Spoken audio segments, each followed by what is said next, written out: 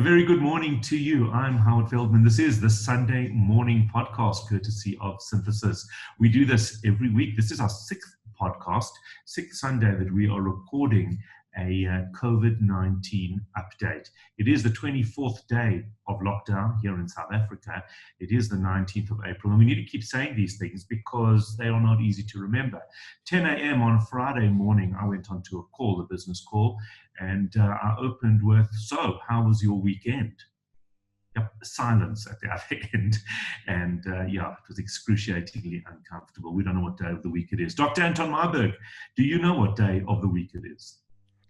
So yes, we do know what day of week it is. It's Sunday, the 19th of April, and we're full force into this lockdown, 24 days into the lockdown.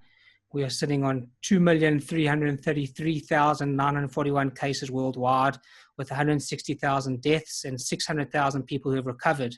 At the moment, the active cases are 1,517,000 cases, which are mildly affected. That's 96% affected. And 4%, which is 55,270, are serious or critical. The United States has got 738,923 confirmed cases with 39,000 deaths. And South Africa has got 3,034 cases, up by 251 cases from Friday with 52 deaths. They've tested about 123,000 people with the South African testing, but of those 123,000 people, 108,000 tests are of single people. In other words, some people have had more than one test to confirm if they're positive still after being infected, and other people have had more than one test just because. Are we doing enough testing? No. But that seems to be a worldwide trend. When I've looked at the statistics all over the world, the United States of America have done 3 million tests, okay? Now, that is 1% of their population. South Africa have done 123,000 tests, which is less than 0.5% of our population. Italy have done 1.24 million tests. That is 2% of their population. Israel have done 187,000 tests, which is 2%. And United Kingdom have done 341,000 tests, which is 0.5% of their population. So nowhere in the world are people doing enough tests. The other thing that I'm interested in is if people can be asymptomatic, and we know that that is possible, or they have very, very mild symptoms, they might not realize that they are COVID-19 positive. That means that they aren't going for tests. It skews our numbers quite significantly in terms of mortality, in terms of the number of people getting seriously ill from it. The numbers that we're speaking about it doesn't skew the numbers getting seriously ill, because if they're asymptomatic, then they won't be getting seriously ill. But what it does do is, but then they won't be getting seriously ill. Okay, because if they're seriously ill, then they'll be going to hospital or they'll be seeing some medical professionals. Maybe I'm not clear on my question. My question is this: what percentage do we assume become seriously ill from COVID-19? So we've seen that 4% right. Become seriously ill, and 96% have a mild affectation of their case. Okay. Right. What I'm asking is that 4% based on positive COVID-19 results, or is it an assumption based on the number of people that have it that we are not testing? So you're right, it's based on positive results of people being positive. But you've got to understand that if people are going to be getting extremely ill, they will be going to hospital and then they will be tested there. So it kind of fits in quite well. Okay. We have a lot of questions, some better than others. What's interesting is the nature of the question. As I said, it's our sixth time we're doing this podcast, and we are inundated with questions. I really again appreciate everybody sending the questions in. What I'm seeing is the questions have evolved quite and become quite sophisticated in terms of asking details around treatment. So it's very interesting to see some of the questions. The first one is actually refers to the number of tests we're doing in South Africa. Is it sufficient? You're saying it's not. No. Another question is cold weather has started here in Johannesburg because it's April. I'm just wondering how this will affect the rate of COVID-19 spread. We know that some other viruses are seasonal, for example, colds and flu. Is COVID-19 similar? So the answer is yes. It's definitely more of a seasonal affectation in the colder months, in the winter months, especially as seen in the Northern Hemisphere. there'll be more affectation, more people that are getting sick.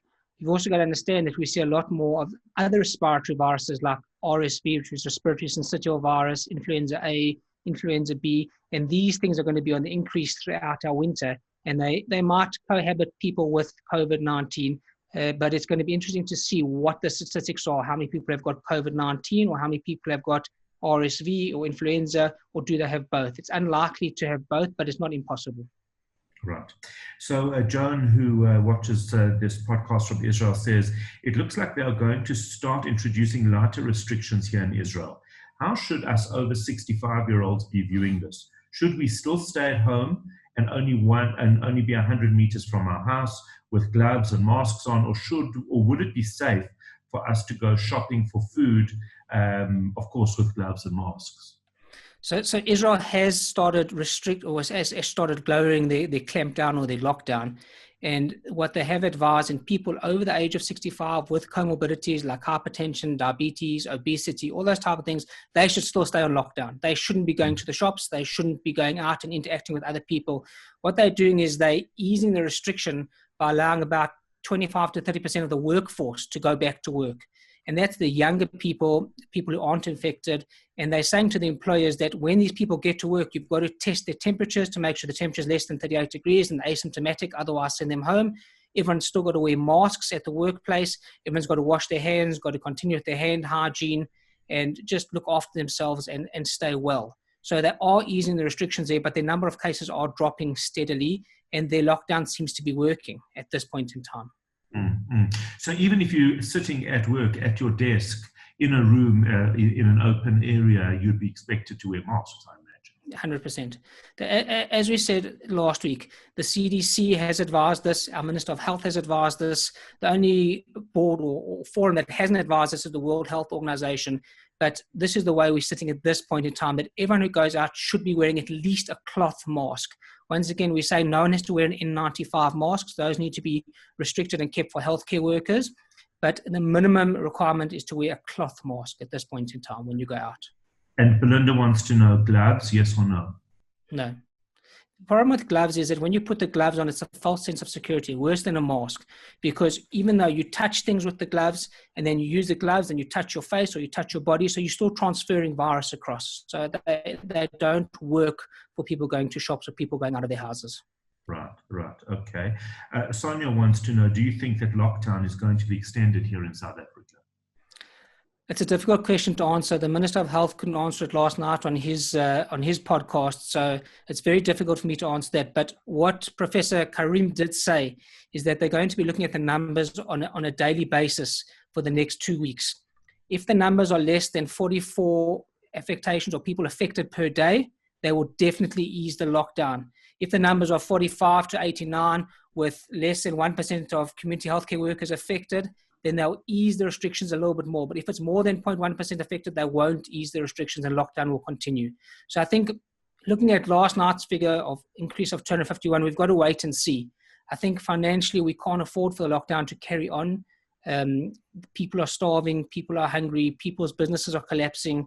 You know, the only important thing though is we have to reduce the rate of spread. And that's the important thing that we've got to do here. Obviously, considering yesterday's announcement, there's a lot of spread still. We're quite far away. There is a lot of spread still, yes. And to add to that we're not testing enough, it obviously becomes a big concern. 100%. Okay, again, a lot of people asking about testing. Melanie says, thanks for these very informative sessions. Wondering why 10,000 new staff employed before the Easter break only tested. I'm not really sure what that means. Actually, I think what that means is that people, they're sending out the healthcare workers to test. They've employed 10,000 healthcare workers to go and test people. The problem is people are very much against other people coming to their houses. They don't trust them. They don't want them to come into their houses to test them. So they're not testing enough people. And once again, we don't have enough tests and enough reagents to do all the testing. The Minister of Health did say a week or two ago that they wanted to do 30,000 tests a day. That's not achievable at this point in time. Well, the one concern as well that I had was my father went for a test towards the end of last week. Thank goodness came back negative.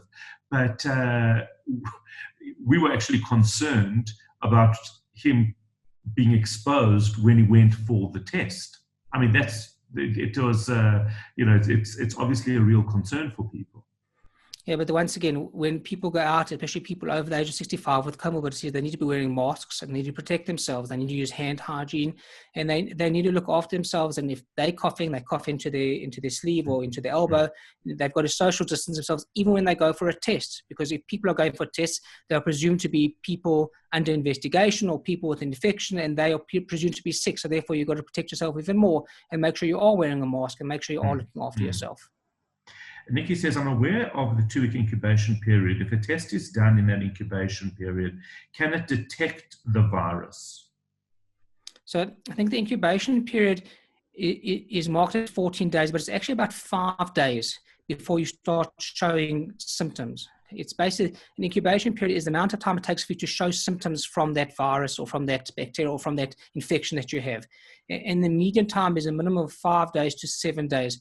So you generally will start showing signs of infection if you're in that thing. There's very limited cases where more than 2 weeks you do present with signs of infection or having been sort of locked down for 14 days or quarantined for 14 days, but that's very much more rare than anything else. Okay.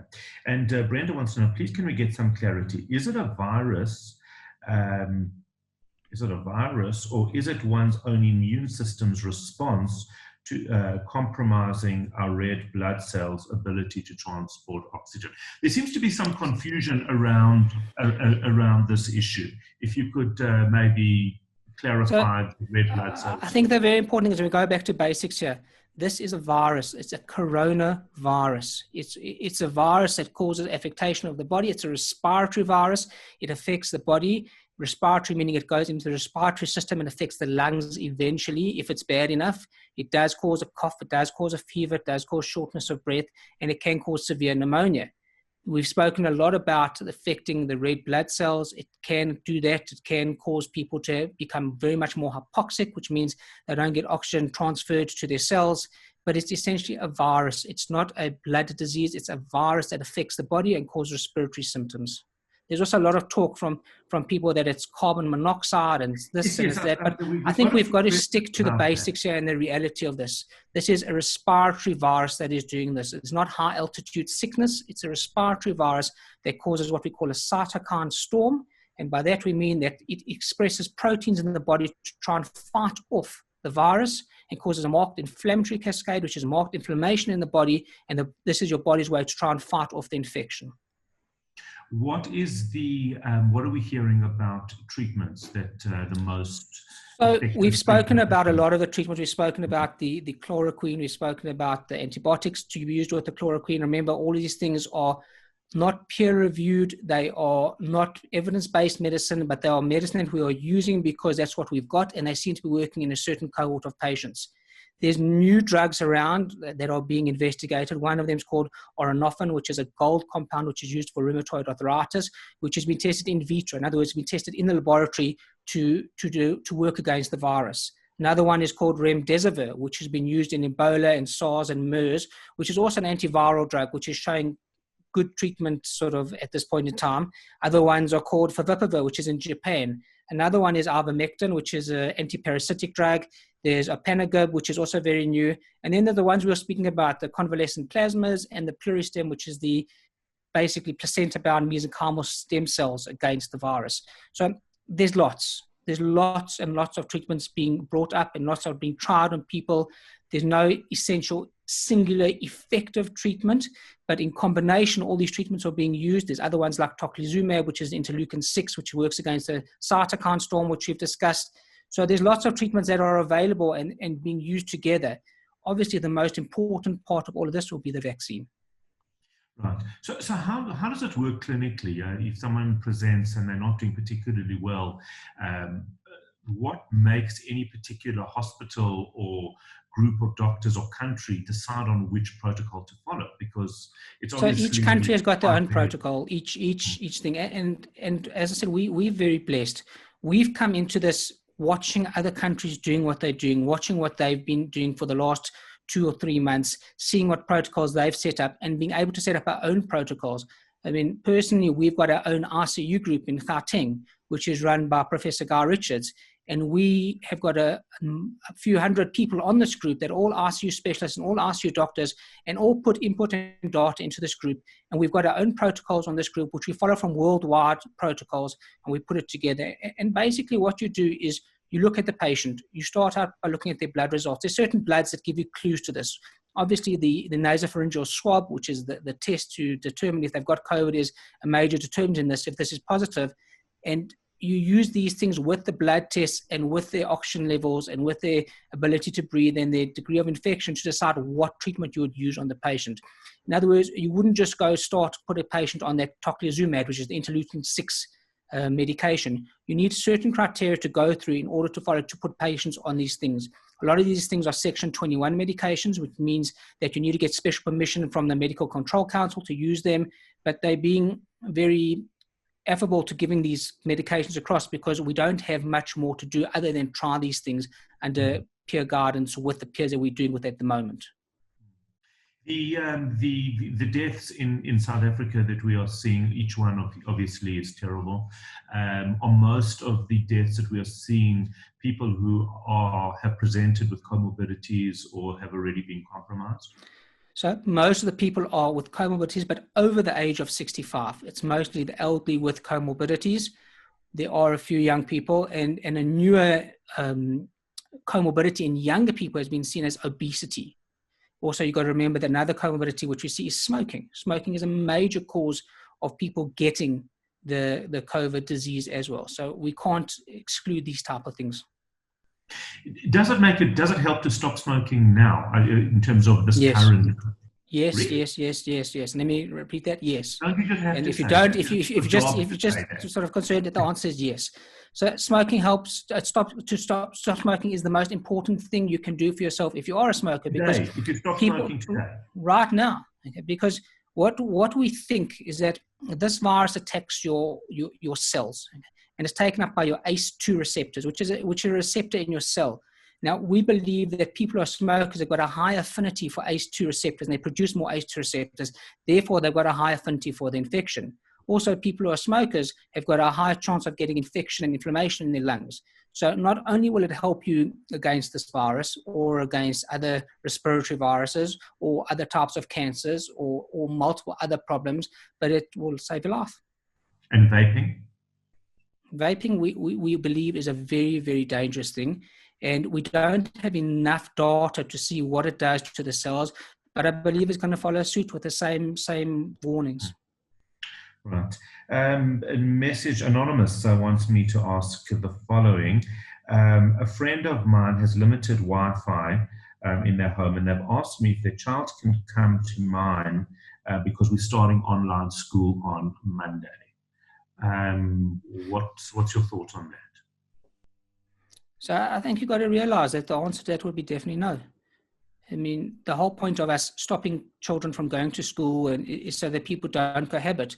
When you take a child and put him in a different environment, you bring in new bacteria or new viruses or new exposures into that environment. So whereas the child is sitting in their own environment with their own people, they're sitting with them the whole time and they're cohabiting, they're not spreading anything to anybody else. As soon as you take that person and you put them in a different environment, they will spread to somebody else. So unfortunately, the answer to that is definitely no. Yeah, even if it feels like you're being selfish and it feels like you're being unkind because somebody has limited. Well, you're not. You're being kind to yourself and you're being kind to other people. But by putting your child with other people, then you're being selfish. Well, along a similar line, would you please ask Anton about seeing grandparents? My parents are battling with wanting to see the children. We feel terrible saying no, they really miss them. What must we do? So I think people have been under the misconception that this extension of the lockdown was an easing of the lockdown. It hasn't been an easing of the lockdown. It doesn't mean you can have play dates and you can go out. We're still holding by the same rules. Children need to be kept away from the grandparents, unfortunately, because children are the ones who are asymptomatic and will spread the virus to the grandparents or to other people. So unfortunately, the answer is no as well. And in terms of by children, you mean? By anyone, young children under the age of 18. Anyone under the age of 18? Yeah. Okay. Listen, the truth of the matter is that kids over the age that doesn't give them the right to go and visit their grandparents either. They can still be carrying the virus, but children are more susceptible to other respiratory viruses as well. So we've got to protect them as well from spreading other viruses. To know, what is the last chapter of the story? I don't usually read the last page of the book, but in this case, I would love to know the ending. The last chapter is obviously the rainbow, with the unicorn at the end, or with the pot of gold, and with everybody, everyone's smiling. Yeah. When's the last chapter? I don't know, but the last chapter is, please God, will be good. We'll all look back on this and see it as a learning point, and we'll probably change the way we act towards people. Will handshaking be the norm? I don't know. Will it be the norm again? We don't know. There's going to be a lot of data coming out. Has it prevented other respiratory infections from being spread? Is it an issue? We don't know, but the last chapter is a positive chapter. Carla wants to know the issue of immunity, people that have already had COVID. Do we know if they are immune from getting it again? Is there enough information? So we've got to wait for the antibody test, which we don't have in South Africa at this point in time. The antibody test works again on a preface of what we call immunoglobulin M and immunoglobulin G, which is IgG and IgM. The acute phase immunoglobulin M is what comes up first in this antibody test, and the late reactant is the IgG, which comes at a later stage with sort of 7 to 14 days.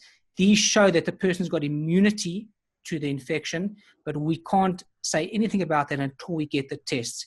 What we're seeing worldwide is the tests they're doing is showing that people have got immunity, and the reason why they're doing the test is they now feel safer to send these people back to work, so they can't spread infection and give it back to other people.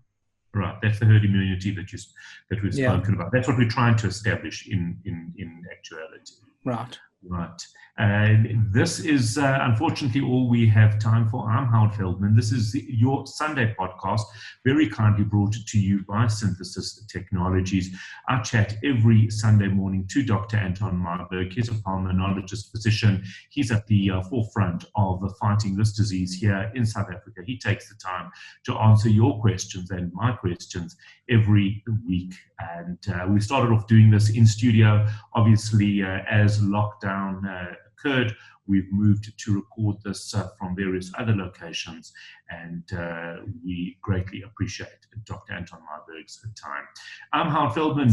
Keep sending your questions. We'll be back with you. We'll update next week and answer any questions you might have.